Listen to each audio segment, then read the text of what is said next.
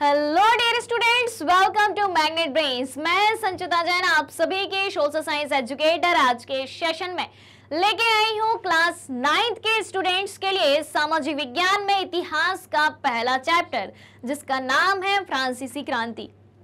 और आज हम जानने वाले हैं इसका अगला टॉपिक, क्या महिलाओं के लिए भी ये क्रांति हुई थी? महिलाओं ने भी इस क्रांति में बढ़ चढ़ के हिस्सा लिया था, लेकिन क्या महिलाओं के लिए क्रांति हुई थी? महिलाओं के लिए क्रांति से मतलब है कि क्या इस क्रांति के जरिए महिलाओं को भी उनके अधिकार दिए गए थे? क्या क्लियर हो रही है बात? टॉपिक क्या है ये समझ में आ रहा है? और प्रीवियस वीडियोस आपने देखे कि नहीं, सबसे पहले तो वो बता दें। अगर पहले के वीडियोस नहीं देखे हैं, यानी कि इस चैप्टर के जो पहले के टॉपिक मैंने आपको करा दिए हैं, अगर वो अभी तक नहीं देखे हैं तो भाई कहानी आगे कैसे बढ़ पाएगी, कहानी आगे कैसे समझ पाओगे? अगर नहीं देखे हैं तो पहले वो सारे वीडियो देखो, फिर इस वीडियो पे आना आप, ठीक है? क्योंकि कहानी में कनेक्टिविटी सबसे ज्यादा जरूरी होती है। Alright, clear? चलिए, तो क्या महिलाओं के लिए भी क्रांति हुई थी? इस सेशन को जानने से पहले, इस टॉपिक को जानने से पहले आप सभी से रिक्वेस्ट है कि जल्दी से जल्दी और ज्यादा से ज्यादा आज के सेशन को आप सभी लाइक कर दें, शेयर कर दें, साथ ही साथ चैनल को सब्सक्राइब भी कर दें, क्योंकि मैग्नेट ब्रेन्स प्रोवाइड कराता है आपको क्लास 6 से लेकर क्लास 12 तक के सारे courses free of cost, high quality education के साथ, फुल्ली ऑर्गेनाइज कंप्लीट कोर्स के साथ। अगर आपको ई बुक्स और नोट्स की भी आवश्यकता है, उसकी लिंक वीडियो के डिस्क्रिप्शन बॉक्स में दी गई है, वहां से आप अवेल कर सकते हैं। हमारे पास आपके लिए कई सारे top courses Hindi medium, English medium दोनों में अवेलेबल है।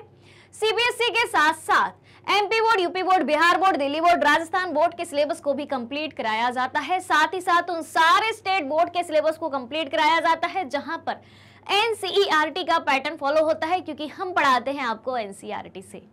तो चलिए, इतनी सारी अच्छी बातों के साथ और आपके लाइक शेयर के साथ शुरू करते हैं आज का ये सेशन। हम जानेंगे क्या जो फ्रांसीसी क्रांति हुई थी वो महिलाओं के लिए भी हुई थी क्या? चलिए देखते हैं, जानते हैं। देखें भाई, महिलाएं जो हैं फ्रांसीसी क्रांति में शुरू से ही हिस्सा लिया था इन्होंने। महिलाएं शुरू से ही फ्रांसीसी क्रांति में अहम भूमिका लाने वाली थी, ठीक है? फ्रांसीसी क्रांति के द्वारा समाज में अहम परिवर्तन लाने वाली गतिविधियों में शामिल हुआ करती थी। और ज्यादातर महिलाओं की हम बात करें तो ज्यादातर महिलाएं जीवन निर्वाह के लिए काम करती थी, और वे सिलाई, बुनाई, कपड़ों की धुलाई करती थी और बाजारों में फल फूल सब्जियां बेचती थी। सबसे पहले हम क्या जानेंगे? सबसे पहले हम ये जानेंगे कि महिलाओं की स्थिति फ्रांस के समाज में क्या थी, महिलाएं क्या क्या करती थी। उसके बाद हम उनके अधिकारों की बात कहेंगे कि इतना सब काम करने के बावजूद भी क्या फ्रांस की महिलाओं के पास उनके अधिकार थे, उनके राइट्स थे या नहीं थे। बात आ रही है समझ में? तो देख लेते हैं कि महिलाएं कहां कहां अपनी हिस्सेदारी रखती थी, कहां कहां हर काम में मदद करती थी और खुद काम सिर्फ अकेले ही किया करती थी, ठीक है?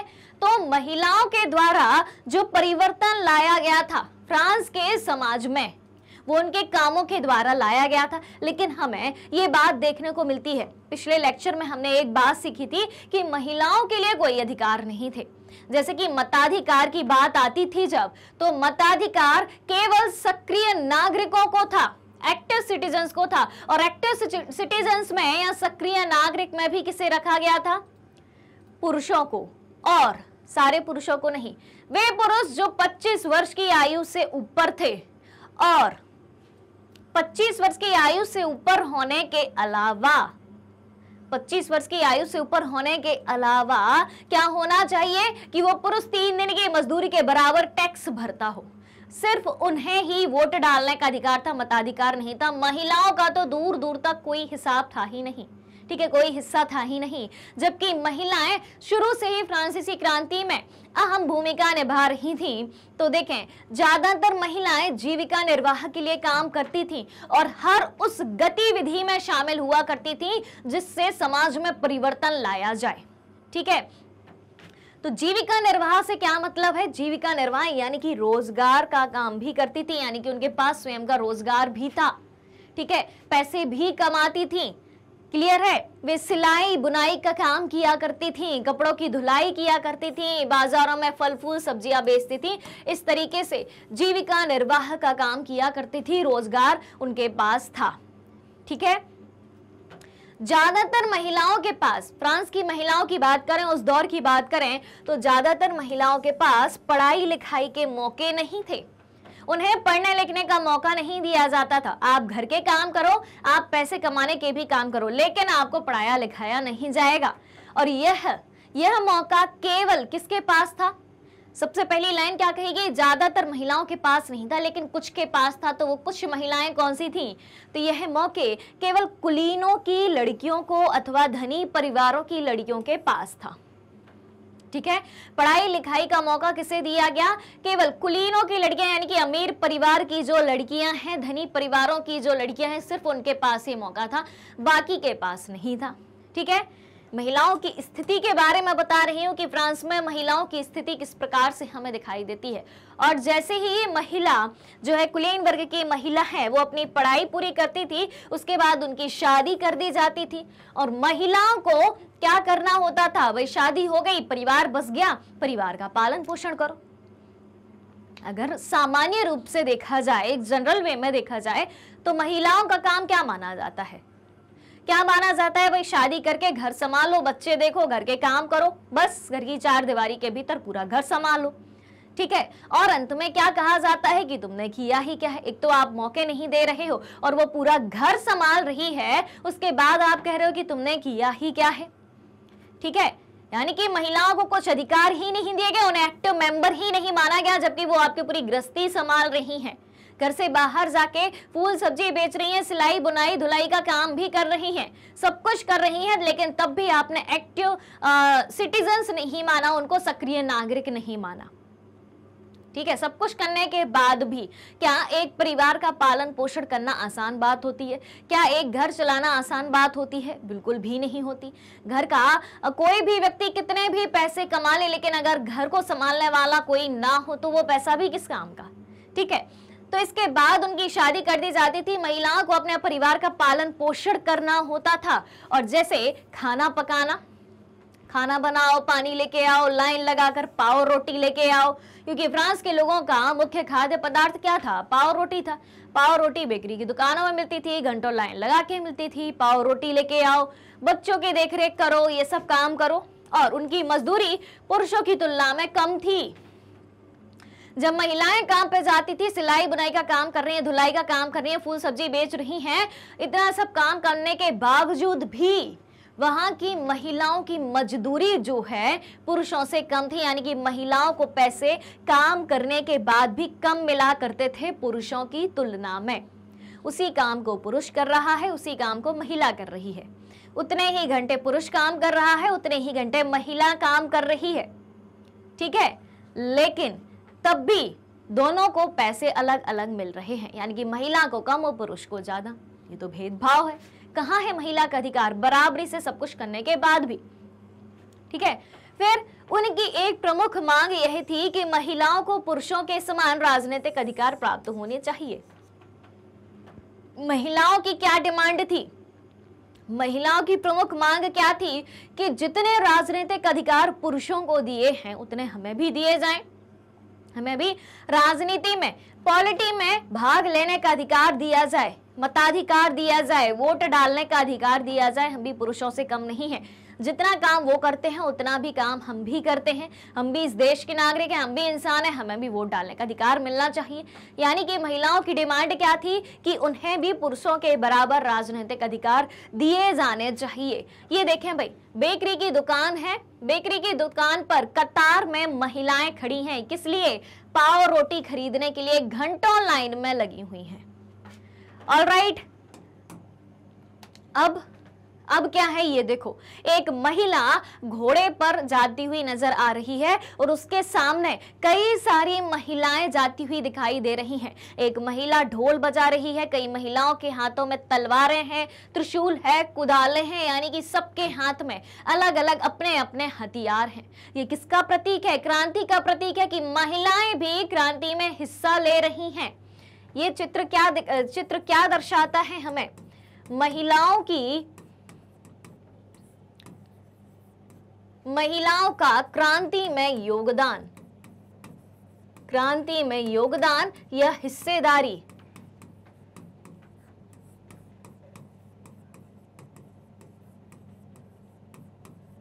ऑलराइट, बात समझ में आ गई यहां तक की? बढ़ा जाए आगे, क्या कहते हो? चलिए, यानी कि महिलाओं की हिस्सेदारी, महिलाओं का योगदान हमें हर क्षेत्र में दिखाई दे रहा है।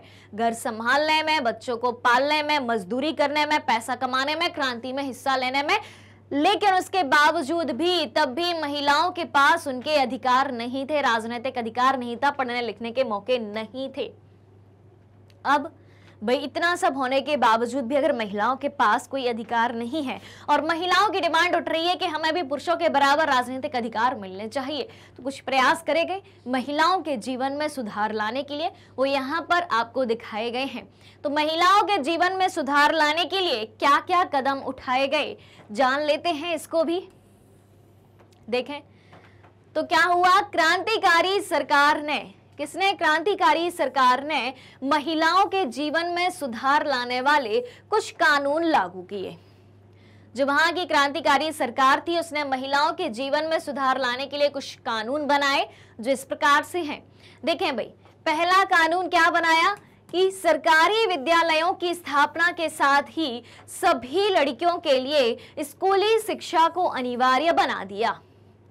क्या किया गया, सरकारी विद्यालयों की स्थापना करी गई, और जब सरकारी विद्यालयों की स्थापना करी गई तो लड़कियों के लिए भी स्कूली शिक्षा को अनिवार्य बना दिया कि जितनी भी लड़कियां हैं सभी को स्कूल जाना अनिवार्य है, शिक्षा ग्रहण करना अनिवार्य है।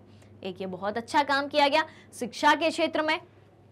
और फिर अब पिता उन्हें उनकी मर्जी के खिलाफ शादी की बातें नहीं कर सकते थे। अगर लड़की की मर्जी नहीं है तो पढ़ाई पूरी होने से पहले उनके पिताजी उनसे शादी की बात नहीं कर सकते थे कि अब तुम्हारी शादी कर दी जाएगी, ठीक है, जो कि पहले जबरन कर दी जाती थी। फिर अगला सुधार क्या किया, अब महिलाएं व्यावसायिक प्रशिक्षण ले सकती थी।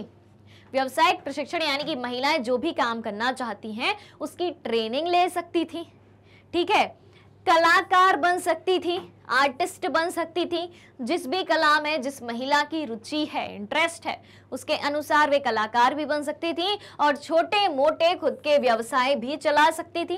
ट्रेनिंग मिल रही है, कला सिखाई जा रही है, तो चाहे तो वे कलाकार बन जाएं और जो भी आप जिस व्यवसाय की, जिस व्यापार की आप ट्रेनिंग ले रही हैं, अपना छोटा मोटा व्यवसाय भी खोल सकती थी।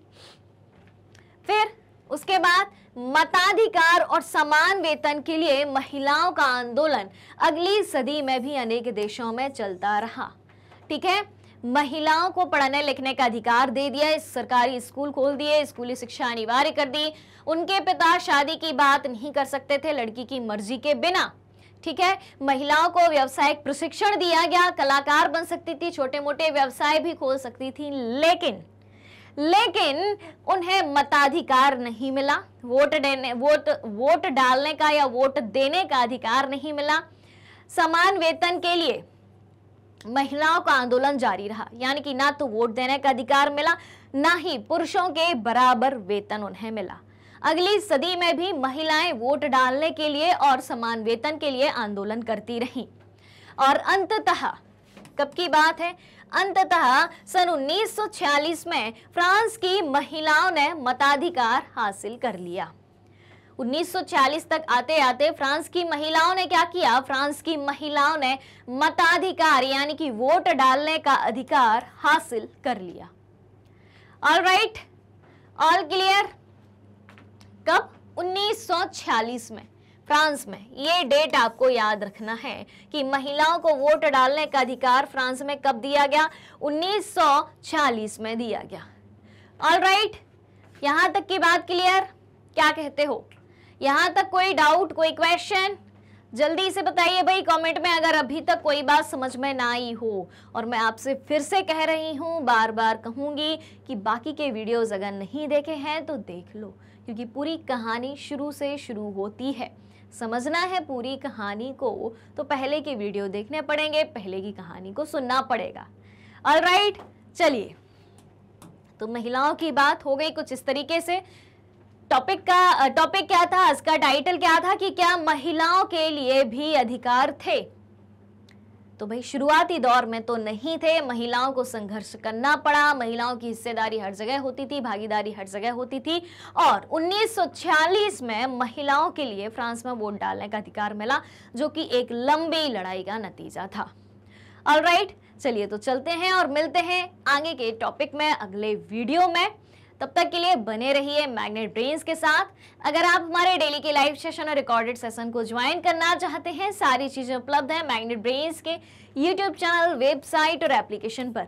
मैग्नेट ब्रेन्स इंडिया का number 1 100% free online education platform है।